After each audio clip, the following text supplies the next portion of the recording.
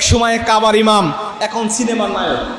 একসময় কাবা শরীফের ইমামতি করেছে, তারাবি নামাজ পড়িয়েছে, এখন সিনেমায় সে অভিনয় করে, এখন ক্যাসিনোর সে বিজ্ঞাপন করে, এখন সে বিভিন্ন গেমসের সে বিজ্ঞাপন করে বেড়ায়, বিভিন্ন কনসার্টের এখন সে প্রধান অতিথি হিসাবে সে দাওয়াত পায়। আপনারা জানেন আমি কার কথা বলছি? ইমাম আদিল আল কালবানির কথা বলছি, যিনি একসময় কাবার চত্বরের ইমাম ছিলেন, কাবার ইমাম ছিলেন, যিনি তারাবি নামাজ পড়িয়েছে। আমি তার সম্বন্ধে ঘাটাঘাটি করলাম এই নিউজটা পাওয়ার পরে, যে কাবার ইমাম কীভাবে সিনেমার নায়ক হতে পারে, কাবার ইমাম কিভাবে সিনেমায় অভিনয় করতে পারে, ক্যাসিনো করতে পারে, খেলতে পারে। আমি তার সম্বন্ধে ঘাটাঘাটি করতে গিয়ে চমৎকার কয়েকটা তথ্য পাইলাম, যা আমার গাটাকে শিহরিত করে দিয়েছে। এই ইমাম আল কালবানি, আদিল আল কালবানি, উনি এখন থেকে নয়, 2010 সাল থেকে উল্টাপাল্টা ফতোয়া দেওয়া শুরু করে। 2010 সালে উনি বলেছিলেন ইসলামে গান বাজনা, এরপরে কনসার্ট করা, এই সমস্ত বিষয়গুলোর বিষয়ে ইসলাম কোনো সীমাবদ্ধতা দেয় নাই, এগুলো ইসলামে জায়েজ আছে, কোনো সমস্যা নাই। কনসার্টের বিষয়ে, গান বাজনার বিষয়ে উনি শিথিল করার জন্য বিভিন্ন মাসআলা দেওয়ার চেষ্টা করেছেন 2010 সাল থেকে। অথচ আল্লাহ পবিত্র কুরআন সূরাতুল লুকমানের 6 নম্বর আয়াতের মধ্যে চমৎকারভাবে ঘোষণা করে দিয়েছেন, অমিনান নাসি মাইয়াশতারি লাহওয়াল হাদিস। আমি আল্লাহ পাক পবিত্র কোরআনের ছোট্ট একটা আয়াতের একটা অংশ দিয়ে লাহওয়াল হাদিস এই শব্দ দ্বারা গান গাওয়া, গান লেখা, গান শোনা, গানের কনসার্টে যাওয়া, গানের কনসার্টে আয়োজন করা, এই সব কিছুকে আমি আল্লাহ পাক চিরন্তন হারাম করে দিলাম। আর ও বলছে এগুলো করলে কোনো সমস্যা নেই। আমাদের দেশে বিভিন্ন ফকিররা আছে, দেখবেন নানার ফকিররা আছে, ওরাও মাঝে মাঝে গানকে জায়েজ করার জন্য বিভিন্ন ফতোয়া খোঁজে, কিন্তু পারে না শুধুমাত্র কোরআনের এই আয়াতের কাছে। কিন্তু উনি এই ফতোয়াটা দিয়ে দিলেন। এরপর থেকেই তাকে আর কাবা শরীফের তারাবি নামাজের জন্য কোনো রকম কোনো ইনভাইট করা হয় না বা রাখা হয় না, সবাই তাকে ইগনোর করা শুরু করলেন।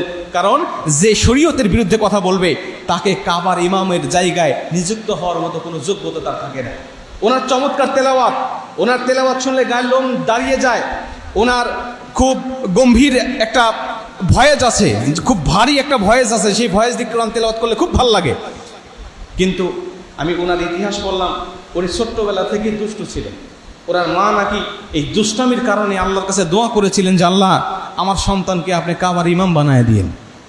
আমার মনে হয় শুধুমাত্র আমার আল্লাহ ওনার মায়ের ওই দোয়াটা কবুল করানোর জন্য, কবুল করে হয়তোবা কিছু সময়কের জন্য কাবা শরীফের ইমাম বানিয়েছিলেন। কিন্তু আল্লাহ তার কপালে ওইভাবে হেদায়েত দেয় নাই বিধায় আল্লাহ পাক তাকে আবার নষ্ট করে দিয়েছিলেন। কিন্তু মায়ের দোয়া তো মিস হয় না, মায়ের দোয়া কবুল হয়, এই জন্য হয়তোবা কিছুদিনের জন্য তাকে কাবার ইমাম হিসাবে আল্লাহ কবুল করেছিলেন।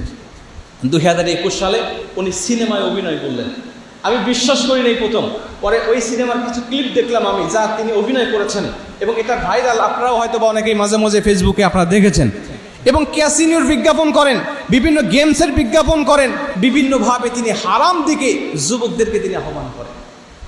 মুসলমান বন্ধু আমার, এখান থেকে পরিষ্কারভাবে বোঝা যায় যে আমি আমার আদর্শ হিসাবে বা সত্যের মাপকাঠি হিসাবে কোনো ব্যক্তিকে আমি অনুসরণ করতে পারি না। আমি এই ঘরের মধ্যেও কোনো ইমামের অনুসরণ আমি করতে পারি না। এই ঘরটাও চলবে একমাত্র আল্লাহর জন্য, ইসলামও চলবে একমাত্র আল্লাহ পাকের কথা অনুযায়ী। আল্লাহ পাক যে ফর্মুলা দিয়েছেন সেই ফর্মুলা অনুযায়ী কোনো জীবিত মানুষ এরা আমার সত্যের মাপকাঠি হতে পারে না।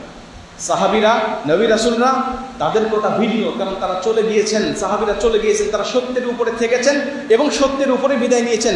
অতএব তাদেরকে মানতে আমার কোনো আপত্তি নাই। কিন্তু যারা জীবিত আছে এদেরকে নিয়ে কোনো ভরসা নাই। আজকে মুমিন আছে, কালকে সে কাফের হয়ে যেতে পারে। নবীজি বলছে সকালবেলা মুমিন থাকবে, বিকালবেলায় সে কাফের।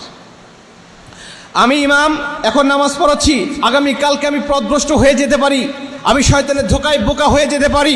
অতএব আমাকে অনুসরণ করার মতো কোনো ইখতিয়ার আপনার নাই। আল্লাহ যেটা বলেছেন, কোরআন যেটা বলে, নবীজি হাদিস যেটা বলে, আমরা শুধু সেটাকে অনুসরণ করব।